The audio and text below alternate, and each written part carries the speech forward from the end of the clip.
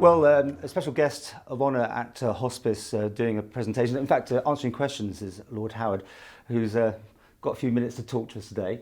And you're no stranger to the Isle of Man then? You've been here a few times. I've been here a few times, but I'm here as chairman of Help the Hospices, which is the umbrella organisation for hospices, and delighted to be here to do what I can to help the Isle of Man Hospice. Fantastic. While I've got you, I thought it'd be great to talk about your political career, but also about the offshore islands and the state that we're now going through, this whole new world we're moving into about tax transparency. And, you know, going on your experience with inside government, how was the Isle of Man in your day viewed, if at all, for instance? Well, I think I wouldn't like to single out the Isle of Man, but it was a different world then, and I think we're now moving towards much greater transparency, which I think is very important.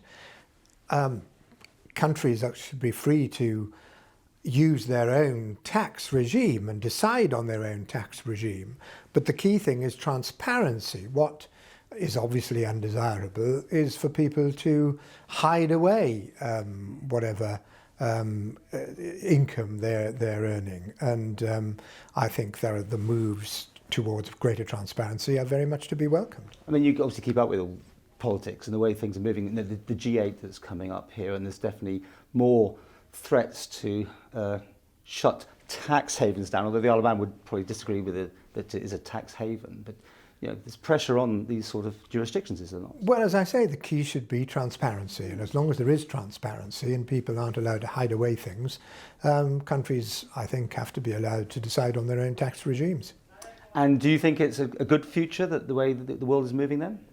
Oh, I think if you achieve transparency, yes, that's a great improvement. But will it happen? I mean, or is it just... Well, I hope it will. I hope it will, because I think if the international community has a real will to make it happen, it can happen. Mm-hmm. Okay, so otherwise, what are you doing these days besides being a lord? Well, I'm chairman, as I say, of Help the Hospices, which takes a fair amount of time. Very worthy cause. I'm honoured to be associated with it. I think hospices do absolutely marvellous work, and we are world leaders in palliative care, which is something we should be very proud of.